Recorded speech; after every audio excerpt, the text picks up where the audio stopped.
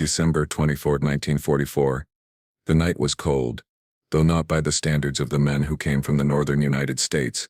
It was the kind of damp, bone-deep chill that clung to the air in the Philippines during the monsoon's fading weeks.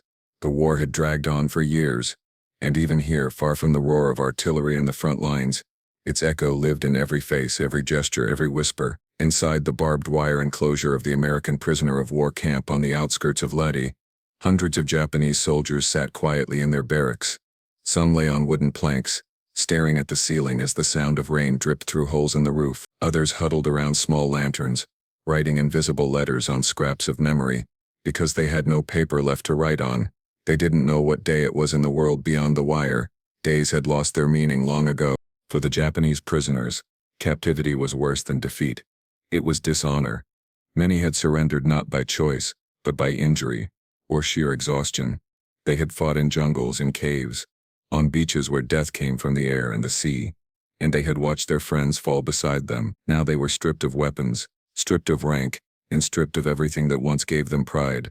The Americans called this place Camp Wilson, though the name meant little to those behind the fences. They only knew it as the place where they waited for the end of the world. That evening, as the light faded, a strange sound stirred from the guards' barracks. A faint, playful hum, like laughter carried on the wind. The prisoners turned toward it instinctively, suspicion in their eyes. Their captors were often unpredictable. Sometimes they were silent, other times harsh, depending on the news from the front. Tonight, however, something was different. Private First Class Tom Ellis, a young man from Ohio, barely 20 years old, stood on a wooden stool, holding a handful of tattered red and green fabric strips in his hands. He tied them carefully between two poles near the mess tent, creating a crude chain of color. His friend, Corporal James Jimmy Donahue from Brooklyn, was beside him, trying to balance a small radio antenna that had been repaired with wire scavenged from old crates. The air crackled, and then against all odds the faint sound of a song came through. Silent Night. The melody floated softly across the camp, blending with the patter of rain. To the Japanese prisoners the tune was unfamiliar to some but not to all. A few who had learned English in school or studied Western music before the war recognized it instantly. They exchanged quiet glances, uncertain whether they should listen or pretend not to care. In one of the barracks, Sergeant Hiroshi Nakamura sat near the door. He had been a schoolteacher before the war, a man who once lectured about poetry and honor in a Tokyo classroom filled with children's laughter. When he heard the song he froze. He had taught that very tune to his students years ago, long before the world had gone mad. Sanaru Yoru, he whispered, the Japanese title of the same carol. His mind wandered to his wife, Aiko, and his daughter Emi. Back home, were they safe? Did they still sing this song at home during winter? The thought tightened his chest.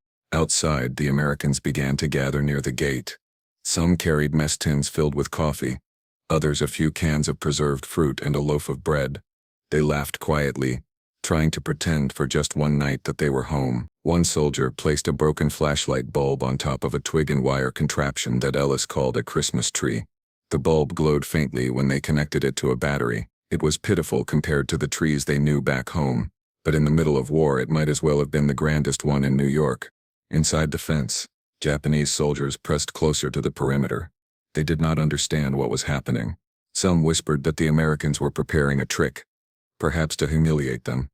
Others said it might be some kind of Christian ritual, but most simply watched, eyes reflecting the faint yellow glow of the guards' lanterns. Ellis noticed them watching. He hesitated, then said to Donahue, "You think they know what Christmas is?" "Maybe," Donahue shrugged. "But even if they don't, maybe they'll understand what it means." "What it means?" Ellis asked quietly.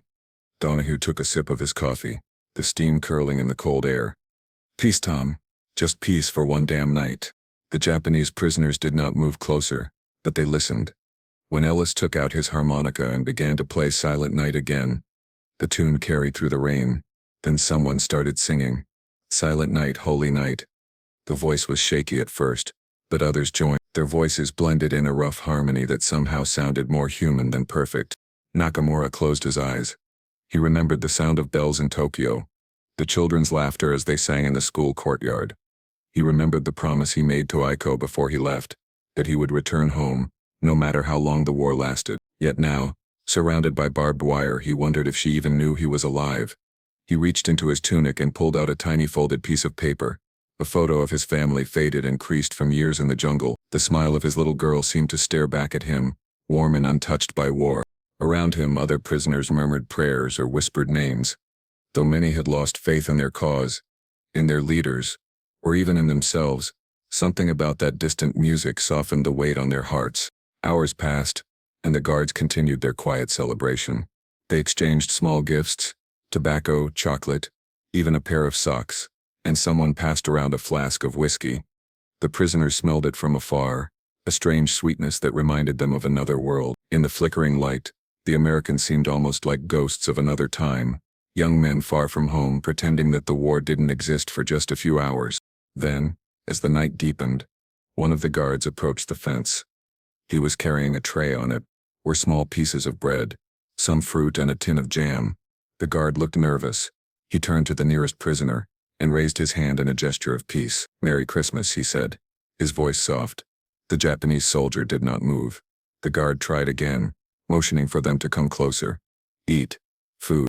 Inside the fence, the prisoners looked at one another, uncertain. In their culture, surrender was already shameful.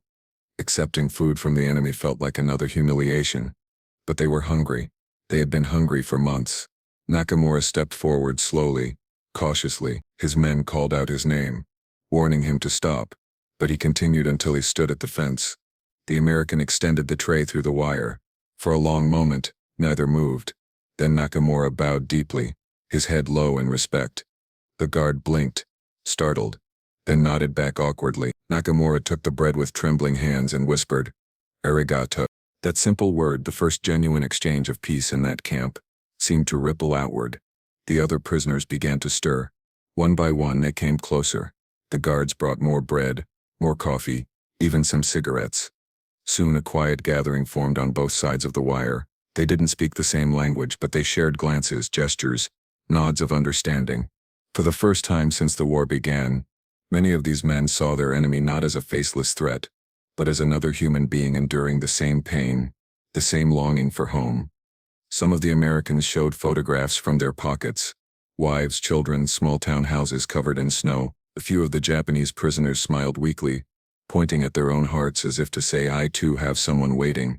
Ellis noticed one older prisoner sitting apart from the others. He had lost an arm and stared blankly into the dark. Ellis hesitated, then walked toward the fence and gently placed a folded piece of cloth, a scarf, on the ground near him. The man looked up, his eyes glistening. He nodded once, his lips trembling as if to say something, but no sound came. Back at the barracks, the Americans lit a lantern and placed it beneath the makeshift Christmas tree. Its faint glow reflected on the wet ground, forming small halos of light. Donahue began singing softly again, and this time a few of the Japanese prisoners hummed along. No one ordered them to stop. No guard shouted. The camp, which had been a place of fear and silence, filled with a strange, fragile peace. Above them the rain eased, and the clouds drifted apart. The stars appeared faintly, like the eyes of a forgotten heaven watching over both sides. Somewhere in the distance, artillery thundered faintly, reminding everyone that the war still raged beyond the hills. But for that brief night, it felt far away. Nakamura looked up at the sky, whispering words that he hadn't spoken in years. "Maybe peace is not something we win," he said softly in Japanese. "Maybe it's something we remember." Ellis, standing a few meters away on the other side of the wire, couldn't hear him. But somehow, he understood. Both men stood in silence, two soldiers from different worlds, united by a song, a candle, and a night that neither would ever forget. That moment, though small and fleeting, became a spark in the darkness of war, a reminder that even when nations were divided by hatred, humanity could still find a way to speak across the fences. Both men turned their eyes back to the dim tree, its fragile light flickering against the wind, and for the first time in years they both felt something they thought the war had destroyed completely: hope. The sun rose slowly over the camp, turning the fog into threads of silver that clung to the rusted barbed wire. The air smelled of damp soil and boiled coffee, and for a moment the sound of distant gunfire felt like an echo from another world. The night before had changed something, though no one could name what it was. The guards walked their morning rounds more quietly than usual. The prisoners stood in small groups near the fence, their posture less rigid, their expressions less hollow. In a war where mercy was rare, the fragile peace of Christmas Eve lingered like smoke after a fire. Private Tom Ellis stood by the gate, rubbing his hands to fight off the chill. His harmonica hung from his pocket, the metal worn smooth from years of use. He had played it countless times since he'd enlisted, but never before had a song felt so heavy, so meaningful. He watched the Japanese prisoners moving inside the enclosure, each wrapped in worn khaki, their faces drawn by hunger and exhaustion. He saw Nakamura among them, the quiet man who had bowed the night before when accepting the bread. Ellis had not forgotten the look in his eyes. Not fear, not hatred, but something like recognition. Inside the wire, Nakamura helped another prisoner patch a torn blanket. He worked slowly, his fingers numb, but his mind still lingered on the song he had heard. The sound of Silent Night would not leave him. It had awakened something long buried under duty and despair. He remembered his classroom in Tokyo, the winter of 1937, when snow fell softly against the windows and his students sang carols to learn English. He had never understood the Christian faith, but he understood the feeling in that melody, the longing for peace, for home, for safety. Now, years later, standing in a prison camp thousands of miles away, he understood it more than ever. That morning, the guards decided to do something unusual. Word spread among them that Captain Harris, the commanding officer, had ordered a temporary relaxation of conduct for the day. It was a small gesture, no roll call drills, no forced labor, no shouting. The men could rest, the prisoners could breathe. "It's Christmas," Harris said simply when asked why. "Even in hell, we can be human for a day." The mess hall came alive with the smell of boiling beans and freshly brewed coffee. The Americans had saved a few rations for this day: canned peaches, bread, powdered milk. Donahue, always the joker, had managed to trade cigarettes with the Navy cooks for a tin of sugar. They called it Christmas pudding, though it looked nothing like the real thing. Still, it was more than most had eaten in weeks. Near midday, a few of the guards carried food toward the fence again. Some prisoners watched suspiciously, unsure of their intentions, but when they saw Ellis among them, holding the same tray as the night before, the tension eased. He smiled and nodded toward Nakamura, who approached slowly, his steps careful but confident this time. Ellis gestured toward the food and said, "Together, okay?" He pointed at the coffee and then at the prisoners. Nakamura hesitated, then nodded once. The guards filled tin cups with steaming liquid and passed them carefully through the fence. The aroma filled the air. For many of the prisoners, it was the first real warmth they had tasted in months. They sipped cautiously, some bowing slightly before drinking. One of them murmured, "Kohi," the Japanese word for coffee, and a few of the Americans chuckled, realizing they shared more than they thought. The strange communion continued. A few of the Japanese prisoners offered small tokens in return: hand-carved wooden trinkets, small paper cranes folded from scraps of old packaging, even a piece of cloth embroidered with characters that read "Endurance." They placed them on the ground near the wire. The Americans accepted them solemnly, understanding that in war gifts carried weight far beyond their material worth.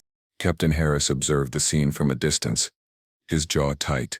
He had fought in Guadalcanal and seen too many of his men die to easily forgive. Yet as he watched his guards and the prisoners share food, he felt something shift inside him. He remembered the night he was wounded, the fear that he wouldn't make it home to his wife. The men behind that fence had wives too, and children, and mothers who didn't know if they were alive. For the first time in years, he let that thought stay instead of pushing it away.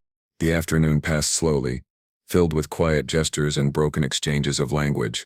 A few Americans tried to communicate through simple words: eat, good, peace.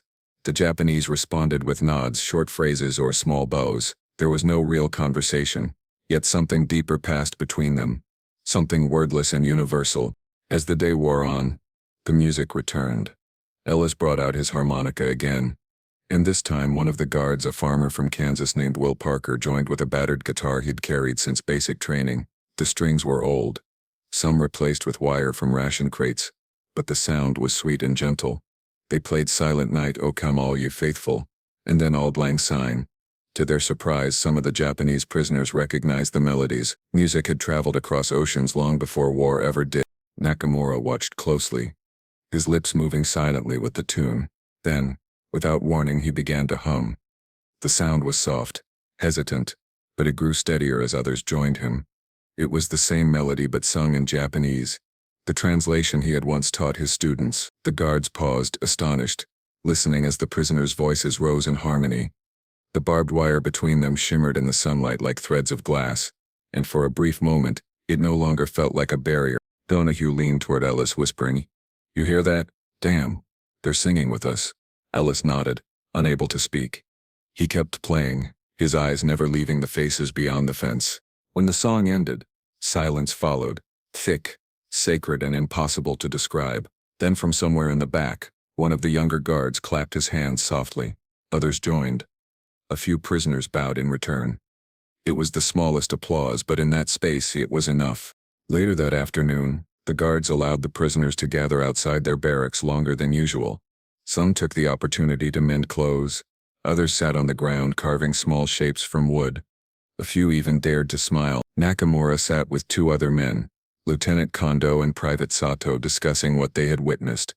Kondo, who had once sworn to never accept kindness from the enemy, looked unsettled. "They are still the enemy," he said in Japanese. "Don't forget that." Nakamura nodded but replied quietly, "Perhaps." But for a moment they did not act like it. Sato, the youngest, stared at the fence. "If they can be kind, then maybe this war can end." Kondo shook his head. "War does not end with kindness. It ends with surrender." Nakamura looked down at his hands, scarred and trembling. "Maybe it ends when men remember they are men." In the guardhouse, Donahue wrote a letter to his mother. "Ma," he began, "you wouldn't believe it, but today we ate Christmas dinner with the Japanese. I don't mean in the same room, but it felt like we were together. They sang our songs. One of them even said thank you. I never thought I'd see something like that in this war." He paused, staring at the words. He had seen too much blood to be sentimental, yet something about that day filled him with warmth he couldn't explain. He sealed the letter, knowing it might never make it home. As night fell, the sky turned crimson, and smoke from the cooking fires drifted upward like prayers. The prisoners returned to their barracks, carrying fragments of bread in the memory of that day. The guards stayed by the tree, the same makeshift one they had built from wire and branches. Someone hung a paper crane on it, one that a prisoner had left by the fence earlier. It fluttered gently in the wind. The Americans stared at it for a long time. That small crane would remain there for weeks, long after Christmas passed. Every morning the prisoners would see it from their barracks, a fragile symbol of something they couldn't name but desperately needed to believe in. Days later, Captain Harris received a letter from command reminding him of his duties, the need for order, the dangers of fraternization with prisoners. He folded the letter neatly, set it aside and said nothing. He knew rules mattered, but sometimes humanity mattered more. The guards resumed their routine, but something had changed. They spoke more softly, treated the prisoners with an odd respect that hadn't been there before. They still followed orders, still watched the fences, but the bitterness had lessened. And among the prisoners, small acts of life began to return. They fixed broken tools, sang quietly at night, and helped each other with the meager tasks that kept them alive. Nakamura began teaching English phrases to a few of them, simple ones, like "thank you friend" and "peace." They practiced in whispers, afraid to be heard by those who might still cling to anger. One morning, Ellis passed near the fence again and heard a soft voice call out, "Friend." He turned. It was Sato, the young prisoner, smiling shyly. Ellis smiled back, raising a hand in greeting. He didn't know what to say, but maybe words weren't needed. The war was still raging beyond the camp. Men were dying on islands across the Pacific, ships burning in the sea, cities turning to ash. But here, in this small forgotten corner of it, something else was quietly being born. It was not surrender. It was not victory. It was understanding. Nakamura lay awake that night, listening to the distant hum of the generator and the faint murmurs of guards talking outside. He thought of his students, of his wife, of the future he once believed was lost. The song returned to him again, soft as a lullaby, and for the first time since his capture, he closed his eyes not in despair but in memory of hope. Weeks passed and the memory of that Christmas lingered like a soft echo that refused to fade. The war continued outside the camp walls, but inside something had shifted. The Americans no longer saw the prisoners only as enemies, and the Japanese no longer looked at their captors with the same unbending hatred. What had begun as a single night of music and bread had quietly transformed into an unspoken truce of the heart. It was fragile, uncertain, and unrecorded in any official report, but for the men who lived it, it meant more than any medal or victory could. The camp had returned to its routines, morning roll calls, ration lines, guard rotations, but the mood was lighter, calmer. Prisoners who once avoided eye contact, now nodded politely at the guards when food was distributed. Some even tried to exchange small words in broken English. It was not defiance of their code. It was survival through dignity. Nakamura, the former teacher, became the silent bridge between both sides. His English was not perfect, but it was enough to translate when small exchanges happened. Requests for medicine, clarifications about food, or even simple greetings. The guards began to recognize him not by number, but by name, a rare courtesy in those times. Private Tom Ellis saw him almost every day. He'd greet him with a short waves, sometimes with a small gift, a few sheets of paper, a pencil stub or an extra biscuit from the kitchen. Nakamura accepted each gesture with deep bows, saving everything carefully in a small tin box he had fashioned from a sardine can. He used those precious scraps of paper to write letters he might never send. He didn't know if Japan still had mail service or if his family was even alive, but the act of writing gave him something he had nearly lost purpose. In one of those letters written under the faint glow of a smuggled candle, he described that Christmas night. We shared bread with those we once called our enemies. They played a song I had taught to children long ago. I cannot understand why they did it, but it made me remember what it means to be human. He folded the paper neatly and placed it inside the tin, promising himself that one day if he ever returned home, he would deliver it in person. The Americans noticed these quiet moments too. Many of them had lost comrades to Japanese forces, and hatred was something they had carried like a shield. Yet hatred began to feel heavier with each passing day. Private Ellis sometimes thought about the men on the other side of the fence and wondered if any of them had done the same thing he had. Followed orders, fired at shapes in the jungle, prayed to live one more night. War made monsters out of everyone, he thought, but maybe only because it forced men to forget who they were. One afternoon, rain hammered the tin roofs of the camp, turning the paths into rivers of mud. The guards gathered under a shelter, smoking cigarettes and listening to the storm. Across the yard, the prisoners worked to cover the leaks in their barracks. When one of the roofs collapsed, sending planks and water crashing down, several Americans rushed over instinctively. It wasn't out of command or duty, it was pure reflex. Ellis and Donahue helped lift the beams, pulling 2 injured prisoners to safety. The prisoners were stunned, unsure if they should thank or remain silent, but Nakamura stepped forward, bowed deeply, and said, "Thank you very much." His voice trembled, but it carried across the rain. Later that night, Captain Harris summoned Ellis and Donahue. He was strict, his face unreadable as always, but his voice carried no anger. "You did what you thought was right," he said quietly. "Remember that right doesn't always follow orders, but it follows conscience." He dismissed them with a nod, and they knew they would not be punished. Even he, hardened by years of blood and command, could not deny the quiet decency that had begun to grow within those walls. In the following weeks, more small gestures bloomed. The prisoners began to carve wooden toys and small figurines out of scrap wood. They gave them to the guards through the fence.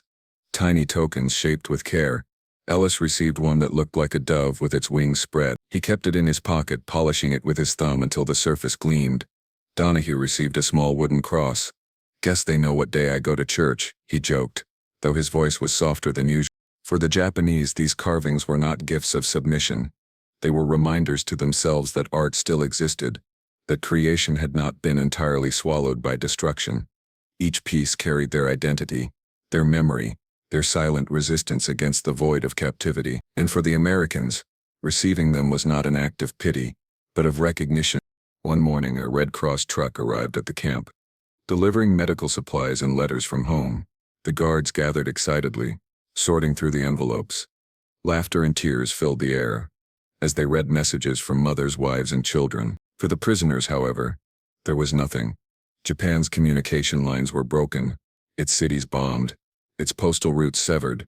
They watched quietly, pretending not to notice, though the emptiness stung like frostbite. Ellis noticed Nakamura's gaze lingering on the letters, the longing in his eyes unmistakable. Without thinking, Ellis tore a blank page from one of his letters, the part where his mother had left space for a reply, and handed it through the wire. "You can write," he said softly. "Just write. Maybe one day it'll reach." Nakamura held the paper as if it were gold. That night he wrote again. "The man from Ohio gave me paper. He says I can write. I will write even if the wind carries it away. Because words can live longer than war." A few days later, Ellis brought him an envelope and a small pencil stub. The next morning, when Captain Harris inspected the camp, he noticed the letter exchange but said nothing. Perhaps he understood that some rules were worth bending for the sake of the soul. Outside the camp, the world was crumbling. American forces had pushed further into the Philippines, reclaiming towns and liberating civilians. The Japanese army was retreating, desperate and wounded. Every night, distant explosions lit up the sky. Yet in Camp Wilson, the men had built something fragile but real, a routine of mutual respect that defied the chaos beyond the walls. One evening as dusk fell, Nakamura gathered a small group of prisoners and began teaching them English again. It was a quiet act, one he did not announce. Using bits of charcoal and scraps of cardboard, he wrote simple words: home, family, friend. The other prisoners repeated them, their accents thick but sincere. Some of the guards listened from afar, curious. When Ellis heard them practicing, he smiled and called out, "Good." The prisoners laughed softly. It was the first time the sound of laughter had filled the camp in months. But even moments of peace in war are fragile. One morning, a new group of prisoners arrived. Tough, hardened men from another front. They looked at the Americans with venom in their eyes, calling Nakamura a disgrace for speaking to them. "You have forgotten who we are," one hissed in Japanese. "You shamed the emperor by bowing to the enemy." Nakamura said nothing. He simply looked at the man and replied, "I have seen enough death. I choose life now." The younger prisoner stood by him silently. The confrontation ended without violence, but the words hung heavy in the air. Ellis noticed the tension and asked Donahue about it later. "Some of them still believe the war isn't over," Donahue said. "They don't know Japan's losing." Ellis shook his head. "Maybe we're all losing," he muttered. That evening, rain returned, washing away footprints, cooling the dust. The prisoners huddled together in silence. In the guardhouse, the Americans sat by the radio, listening to the latest reports. The war was nearing its end. They said Germany was collapsing in Europe. Japan's navy was shattered, but no one cheered. Victory no longer tasted the same after so much death. Nakamura lay awake, his body frail but his mind alive with thoughts. He wondered if Aiko still walked to the market every morning, if Emmy still sang in the schoolyard. He wondered if they thought he was dead. He promised himself that if he ever saw them again, he would tell them about the Americans who shared food instead of bullets, about the guards who laughed and played music by a barbed wire fence, about the Christmas that reminded him of the song he once taught to children. As days turned into months, Nakamura's health began to fade. Malnutrition, fever, and exhaustion took their toll. One afternoon he collapsed while working in the yard. Ellis and another guard carried him to the infirmary, where they shared what little medicine they had. The camp's medic, a young man from Kansas, did his best to treat him. When Nakamura awoke, Ellis sat beside him holding the wooden dove he had carved. "You keep it," Nakamura whispered weakly. "It belongs to peace." Ellis shook his head. "We'll both keep it," he said quietly, "one wing each." In the following days, Nakamura began to recover slowly. The fever broke, but his strength never fully returned. Still, he continued to write in his notebook every night. His final entry before the war's end read simply, "If kindness can exist here, it can exist anywhere. Even the longest night ends when someone lights a candle." That candle, though small, burned in the hearts of those who saw it. The Americans treated the prisoners with more compassion. The Japanese learned to live, not just survive. The invisible wall between them had cracked, not with weapons but with understanding. And when the Red Cross returned weeks later, carrying news of an approaching armistice, the camp fell into a silence that felt heavier than the sound of bombs. The end was near. Freedom for some would come as joy, for others as a haunting emptiness. But no one would forget that during one dark winter in a forgotten corner of the war, humanity had quietly found its voice again. The war ended not with a bang inside the camp, but with a whisper carried through rumor and disbelief. It was August 1945 when the first word arrived that Japan had surrendered. The guards had gathered around the radio in the mess hall, listening to the solemn voice of the announcer. The men stood in silence as the transmission faded into static. Some cheered, some wept, and others simply stared at the floor, as though the sound of peace was too foreign to trust. The Pacific War, which had consumed everything they knew, was finally over. Yet in the prisoner compound beyond the fence, no one knew it yet. For days, the Japanese prisoners worked as usual, unaware that the empire for which they had fought had fallen. The guards hesitated to tell them at first, unsure how they would react. Would they rejoice, despair, revolt? No one could predict it, but soon, leaflets began to arrive by air, thin slips of paper fluttering down from the sky, printed with Japanese characters declaring the end of the war and the surrender of Emperor Hirohito. The prisoners watched the papers drift into the mud. Some refused to touch them, thinking it propaganda. Others picked them up with trembling hands. When Nakamura read one aloud, his voice cracked. "The war is over," he whispered in Japanese, his words barely audible above the wind. The others stood in stunned silence. No cheers, no cries, only the sound of men realizing that everything they had endured, fought for and believed in had come to an end. Captain Harris called an assembly that afternoon. He stood on the wooden platform, his uniform immaculate despite the dust and heat.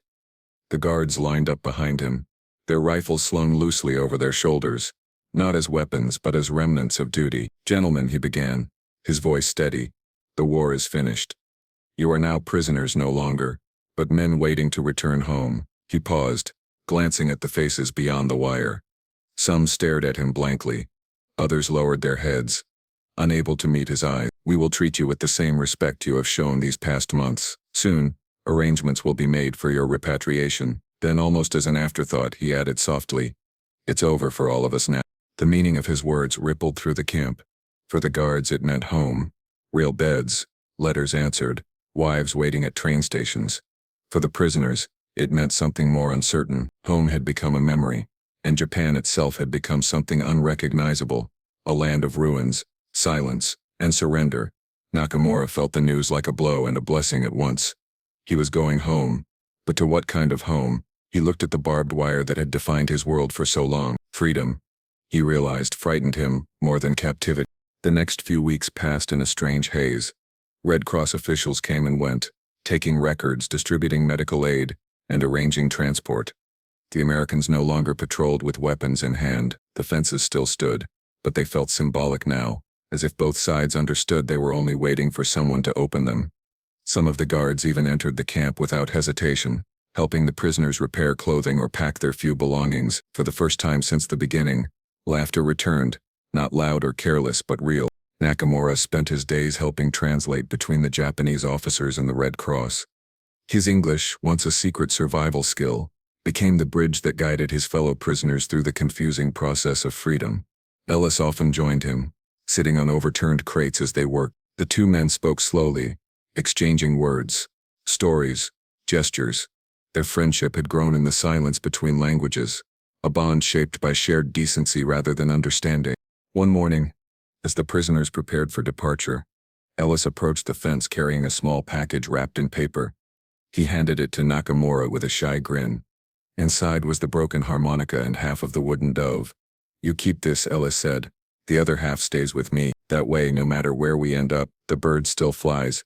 Nakamura bowed deeply, holding the gift as if it were sacred. "Tom-san," he said carefully, using the honorific with respect, "I will not forget." Around them, the camp began to dissolve piece by piece. The Americans packed their tents, the trucks lined up at the gate, and the fences were slowly cut apart. It was strange to see the wire fall, to see the open sky stretch beyond it without restriction. The Japanese prisoners gathered their things, though most owned nothing more than a blanket and a small satchel. They lined up quietly, waiting for the trucks that would take them to the ships. Many of them did not speak, as if words would cheapen the gravity of the moment. When the gates finally opened, there was no ceremony, no flags, just men walking out into the world again. Some cried, others bowed to the guards, and a few simply kept walking, their faces unreadable. Nakamura paused at the threshold, his heart heavy with gratitude and sorrow. He turned toward Ellis, who stood a few feet away and saluted. Ellis returned the gesture. No words were exchanged, none were needed. In that silent farewell they understood that they had both been changed forever by what had happened there. The journey home was long and uncertain. The ships that carried the former prisoners back to Japan were crowded and silent. The sea stretched endlessly around them, blue and indifferent. Some men sang softly to pass the time, others stared at the horizon, haunted by memories of comrades who would never return. Nakamura sat by the railing at night, the half-dove in his pocket, thinking of Aiko and Emi. Would they recognize him? Would they still be there? Every wave seemed to whisper a question he could not answer. When the ship finally reached Yokohama, the sight that met them was both familiar and alien. Smoke still rose from the ruins of bombed buildings. Streets lay in rubble. Children in tattered clothes scavenged for food among the debris. The empire that had once sworn eternal victory now lay quiet and broken. Yet amidst the destruction, life persisted. Women hanging laundry on wires strung between shattered walls, men pushing carts filled with scrap metal, old women planting small gardens in craters left by bombs. The war was over, but rebuilding had only just begun. Nakamura found his way back to Tokyo on foot, a journey that took days. When he reached his old neighborhood, he almost didn't recognize it.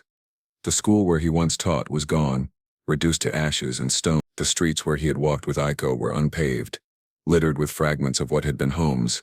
He asked an old man selling vegetables if he knew what had happened to the Nakamura family. The man's eyes softened. "Aiko-san," he said. "Yes? She lives near the river now with her daughter. Their home was destroyed, but they survived." That night, Nakamura found them in a small wooden shack near the edge of the Sumida River. When Aiko saw him standing in the doorway, she dropped the basket she was carrying and ran to him. There were no words, only tears and trembling hands. Imi, now taller, stood behind her mother, staring in disbelief. She had last seen her father when she was 6.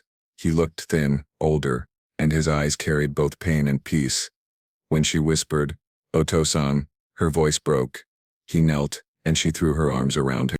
In the weeks that followed, Nakamura began to rebuild his life piece by piece.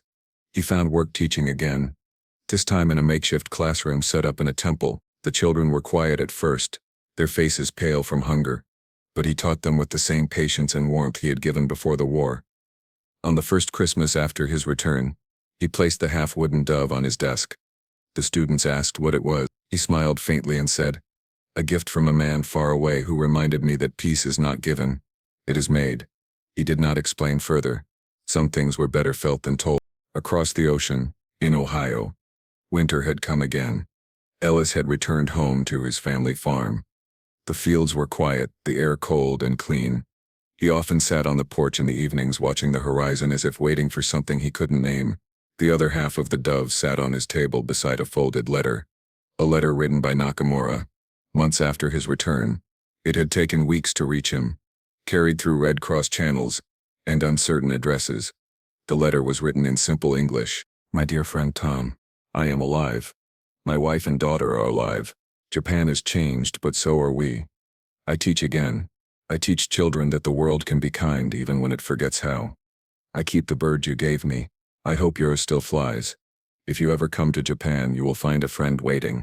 Ellis read it many times, tracing the careful handwriting with his fingers. He kept the letter and the dove together in a small box, opening it each year at Christmas. When neighbors asked him about the war, he rarely spoke of battles. Instead, he would say, "There was a night when enemies shared a song. That's the only part worth remembering." Years turned into decades. The world changed. Nations rebuilt. New wars came and went. But the story of that night in 1944, of music, bread, and human grace, lived quietly in the memories of those who had been there. Nakamura grew old, his hair turning white, his steps slower, but each December he placed the little wooden bird on his desk. He would look out the window at his students singing Silent Night in Japanese and think of the man from Ohio who had played it once in a rain-soaked camp. Sometimes he imagined the harmonica still playing somewhere across the sea, its faint notes carried by the wind. And on one cold evening many years later, as snow began to fall over Tokyo, he lit a small candle and set it beside the wooden dove. The flame flickered softly, reflecting in his tired eyes.